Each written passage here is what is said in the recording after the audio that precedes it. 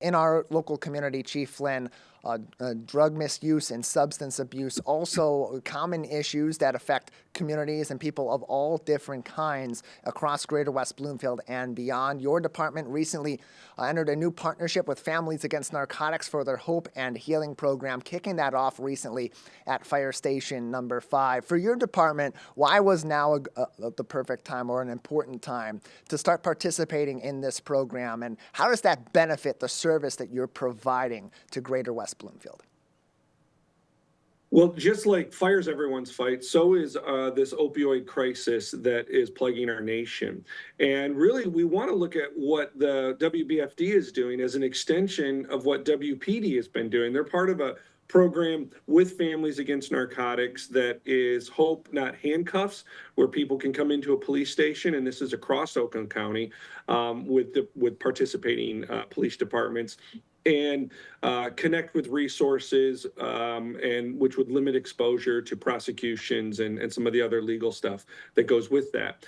And what eventually happened out of some discussions as stakeholders came together and fire and EMS services were in the room, we said, maybe we could play a role in that. Maybe people would be even more willing to come into a fire station and surrender any kind of substances of addiction, and we could help connect them with an advocate or an angel, as they refer to them, that will connect that individual with resources. And remember, not just the individual, but also the family that is also dealing with the addiction, as this is very much a marathon and not a sprint on the road to recovery. And in terms of your firefighters, we heard from one of them earlier, Lieutenant Ryan Wetter. We heard earlier on the program a quote from the kickoff event earlier on at Fire Station number 5 about how our firefighters and our paramedics feel about this program now being available in the Greater West Bloomfield area in partnership with Families Against Narcotics. How does that factor into why this is so important to have those interventions be in place before our firefighters and our paramedics will interact with these people that may be suffering from these substance use issues? A real advantage of the fire-based EMS system is that our paramedics actually can build a relationship with individuals within the community that may call upon services a little bit more regularly than the average person would.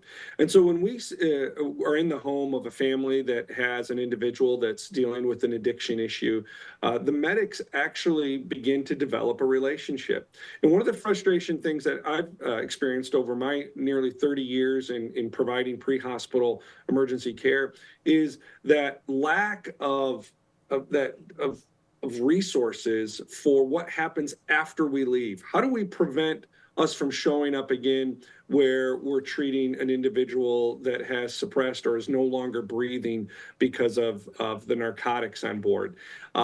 That's frustrating. We want to break that cycle, and that's where the Hope and Healing program and the Families Against Narcotics program comes in, and they have a network of people that are there to support along the way. So when someone's thinking of using again or looking for therapies to break that addiction, they're there to help bridge that gap with professional counselors. It helps to further fulfill the moniker that we give to our firefighters, much like we give to our police officers, of those first responders. These individuals that may be struggling will come into our local fire department, fire stations, and you'll be the first to respond to this issue of them saying, hey, look, I need some help, and connect them with those resources. Chief Greg Flynn is with us on the Splash Live today to talk about the West Bloomfield Fire Department's new partnership with Families Against Narcotics, now part of their Hope and Healing program across Oakland County. Chief, if people are battling substance use issues and they want to surrender their drugs or their drug apparatus and start that process of getting the help that they need, where can they go in West Bloomfield in order to participate in this program with the fire department? So as of the rollout, each of the stations is equipped with a Hope and Healing kit.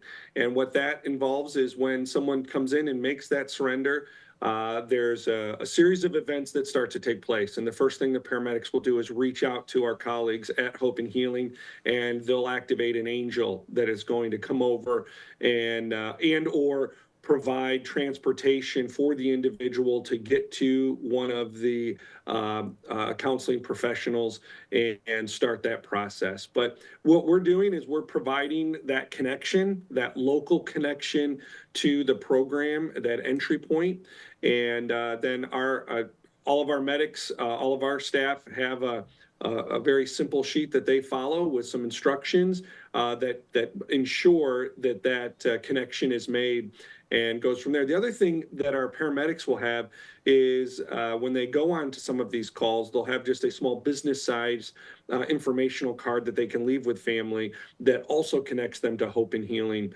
And then the family can reach out and make that connection themselves without any kind of surrender or making a trip to the fire station. That's also an option for individuals to engage with Hope and Healing.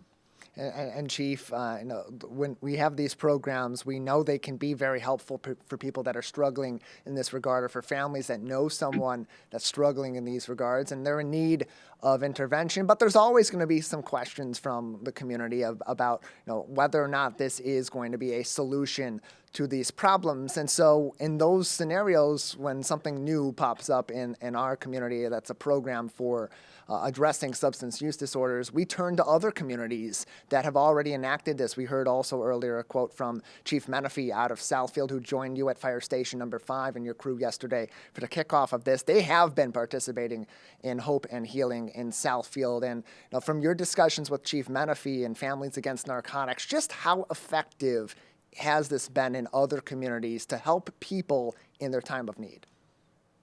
Well, and the police chief from Oak Park was here as well to support the kickoff, and he was even sharing with me, along with Chief Menifee, some of the surrenders and some of the engagement that they've had with the community. Tyler, these types of programs, 2 points I'd like to make. Number one, I think you're alluding to the point that sometimes people may question some of the quote unquote enabling efforts, like this kind of normalizing, if you will, of their behavior, of their addiction.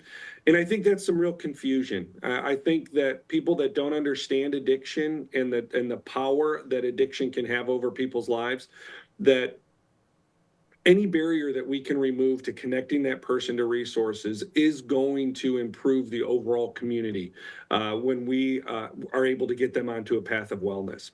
And the other point is just understanding that this will be a very difficult thing to measure. Now, clearly we can measure every time we physically have that engagement, but when we leave the card, we don't always know who's going to pick that card up. Maybe it's another family member, maybe it's a cousin or a relative that stops by and sees the card and makes the connection. So it can often be difficult, like our fire prevention program. Every time we do an inspection in a facility, we're not always certain that we prevented the fire, but that's definitely where our efforts are. And so that's often difficult to say, well, where's the value in that? Tell me how many fires you prevented this year, which is very difficult to do. So what we'll do is we know that we have a trusted partner. We know that the team over there at Families Against Narcotics is committed to this.